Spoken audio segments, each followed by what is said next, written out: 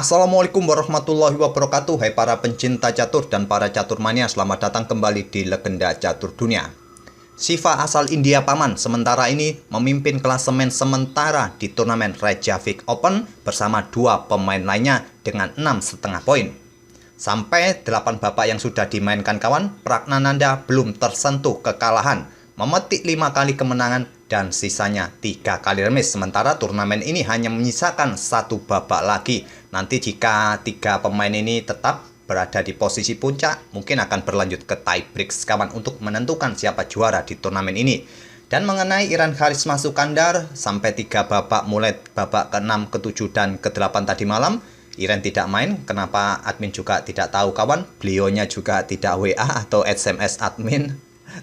Tapi nanti di babak terakhir, di babak ke-9, sepertinya Iran akan main lagi. Ini seperti terlihat dalam jadwalnya, dia nanti akan berhadapan dengan pemain asal Belanda, Bosbom Ardin, di babak ke-9-nya nanti. Kita doakan saja di permainan terakhirnya nanti bisa memberikan hasil yang positif. Dan kali ini kita akan lihat permainannya Ramesh Babu Pragnananda. Jangan panggil saya anak kecil paman, saya hampir saja menjuarai turnamen ini. Kita lihat saja permainannya di babak ke-8 tadi melawan pemain asal Prancis, Grandmaster Mathieu Cornet. Langsung kita ke atas papan. Di sini Pragnananda pegang putih mengawali dengan pion D4, kuda F6 oleh Mathieu, pion C4, pion E6, kuda C3, gajah B4, Nimzo Indian Defense. Pragnananda memilih variasi normal dengan pion E3, hitam langsung rokade. Mungkin kalian melihat langkah kuda ini bisa dilanjutkan oleh hitam? Ya bisa saja, karena giliran hitam melangkah untuk memberikan pressure mungkin yang ini kalian inginkan. Tapi mudah kawan untuk diantisipasi oleh putih. Langkah utama adalah menteri ke petak C2, ini akan memberikan persentase kemenangan lebih besar bagi putih. Ataupun kuda ke petak E2 ataupun gajah ke petak D2 bisa saja. Tapi langkah utama adalah menteri ke petak C2. Jadi melangkah kuda ke petak E4 ini bukan langkah terbaik kawan. Paling banyak adalah rokade atau bermain dengan pion C5, pion D5. Pragnananda melanjutkan gajah D2, pion D5 menantang pion pusat, tantangan ditolak. Pragnananda melanjutkan pengembangan kuda F3, pion B6 untuk segera mengeluarkan gajahnya kawan, apakah ke petak B7 atau langsung nanti mengincar pion ini. Di sini Pragnananda membuka diagonal terang bagi aktivitas gajah dengan pertukaran pion dipukul balik menggunakan pion E. Apakah bisa memukul balik menggunakan kuda? Bisa saja, putih akan bertukar kuda. Setelah gajah pukul gajah, dipukul balik oleh kuda ataupun menteri. Di sini akan dipukul balik menggunakan menteri, bisa dengan dukungan gajah memberikan pressure di diagonal ini. Tapi paling bagus adalah memukul balik menggunakan pion untuk mendapatkan kontrol-kontrol di petak-petak terang ini kawan.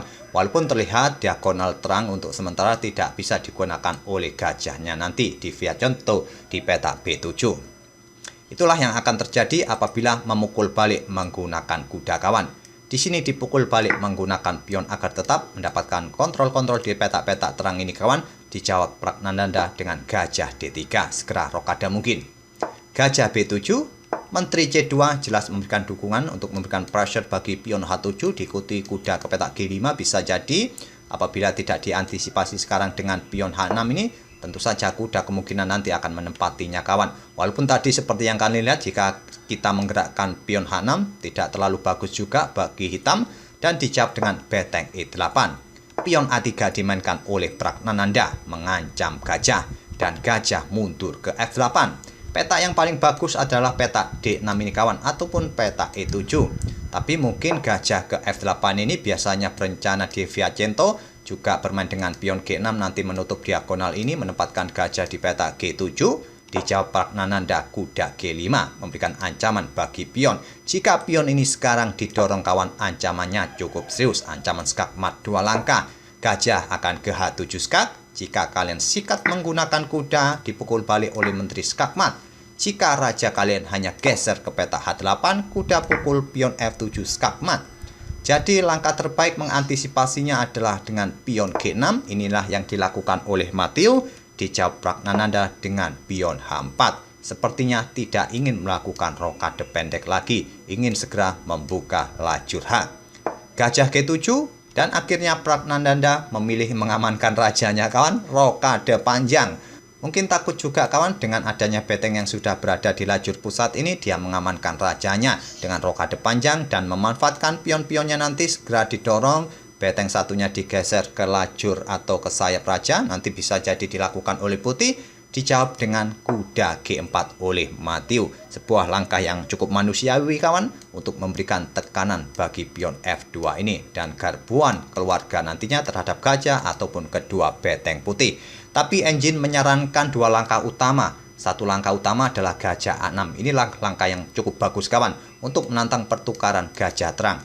Coba lihat posisi gajah terang putih ini.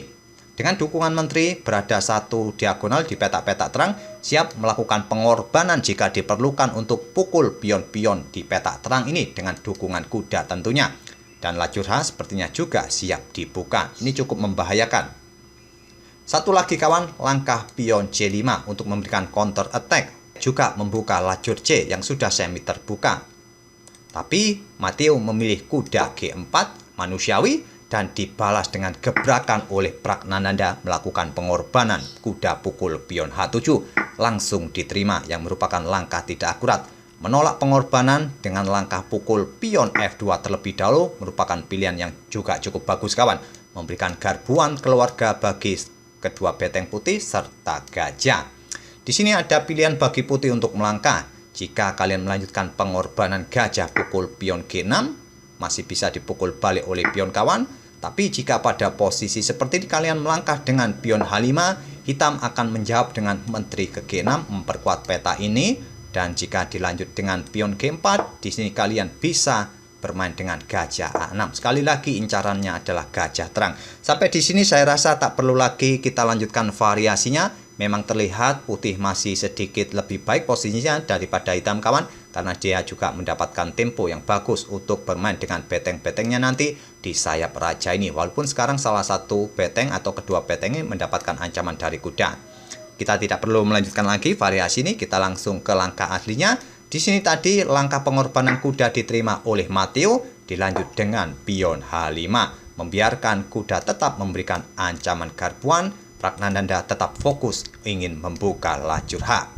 Di sini raja menghindar mundur ke G8. Jika sekarang kuda ambil pion F2, apa jawaban putih? Jelas membuka lajur H kawan. Dengan tempo skak, raja mundur, pion pukul pion skak kembali diambil, gajah siap bergerak ataupun beteng ini terlebih dahulu untuk mengepin kuda agar tidak bisa pukul salah satu beteng kawan, bisa dilakukan oleh putih. Oke, kita kembali ke langkah aslinya. Raja langsung mundur kawan, dijawab dengan pertukaran pion H pukul pion G6. Lajur H sudah terbuka lebar, dijawab dengan pion F6. Melakukan pertukaran pion seperti ini akan dijawab dengan langkah gajah pukul pion mengancam beteng. Mungkin di sini beteng jika digeser ke lajur F apa jadinya? Gajah akan ke H7 skak, raja lari ke sini, kalau lari ke sini nanti open skak dan seterusnya kawan. Cukup terbuka nanti posisi raja. Langkah terbaik tadi kawan pada posisi seperti ini. Pion F5 ini dua petak bisa dimainkan oleh hitam. Ini adalah langkah pengorbanan untuk mendapatkan tempo kawan. Kenapa? Jika diambil oleh gajah mengancam kuda, kuda bisa ancam kedua beteng putih ini. Mungkin di sini beteng H digeser ke F1 kawan, maka kuda akan pukul beteng setelah dipukul balik oleh menteri atau raja. Posisi putih masih lebih baik kawan, tapi hitam mempunyai tempo untuk memperbaiki posisi pertahanannya. Melanjutkan pengembangan kuda ke D7 untuk membantu pertahanan bisa dilakukan oleh hitam. Tapi di sini tadi kita lihat setelah langkah pion pukul pion ini, hitam membalas atau mendorong pionnya satu petak. Dan Pragnananda menggeser beteng D ke F1 menjaga pion dari ancaman kuda. Matthew melanjutkan pengembangan kuda C6 yang merupakan langkah tidak akurat. Pion C5 tadi patut dipertimbangkan sebelum mengembangkan kuda ini kawan untuk membuka lajur C yang tinggal satu langkah lagi bisa terbuka yang bisa dimanfaatkan oleh hitam. Tapi langkah kuda ini tidak akurat menurut Stockfish, mungkin nanti direposisi untuk memberikan backup di area rajanya kawan. Dan dijawab Pragnananda langkah kuda E2. Bersiap bermanuver kawan untuk menambah satu penyerang lagi, mungkin lompat ke petak-petak ini nanti untuk mendukung betengnya mengancam gajah di petak ini nanti bisa jadi kawan. Dan hitam menjawab dengan menteri D6, kuda G3 dan kuda ke E7 memberikan pressure bagi pion ini. Di sini dijawab dengan langkah beteng H7. Jika sekarang kuda pukul pion masih bisa dipukul balik oleh gajah dan betengnya masih mendapatkan dukungan, tak ada masalah.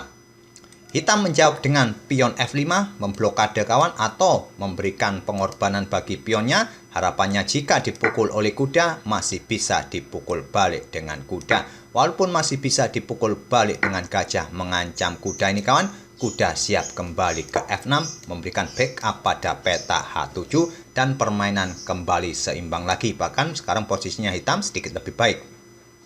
Tapi pada posisi seperti ini, Pragnananda juga tidak tertarik untuk menerima pengorbanan pion F5 ini kawan. Dia bermain dengan kuda H5, jelas mengancam gajah. Gajah ditarik mundur ke F8, selanjutnya baru sekarang ambil pion yang ada di F5 dengan gajahnya. Dan coba lihat kawan, posisi-posisi para perwira putih ini. Dengan dukungan dari menteri di diagonal terang ini cukup kuat. Posisi beteng, posisi pion, posisi gajah, dan posisi kuda juga sudah cukup aktif. Dan pada posisi seperti ini, seperti yang kalian lihat, satu langkah berikutnya adalah ancaman skakmat dengan gajah di peta E6 ini jika tidak ada menteri.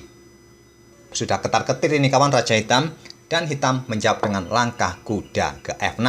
Dengan melangkah kuda ke peta F6 ini kawan, sekarang dua pilihan bagi putih melakukan ancaman skakmat.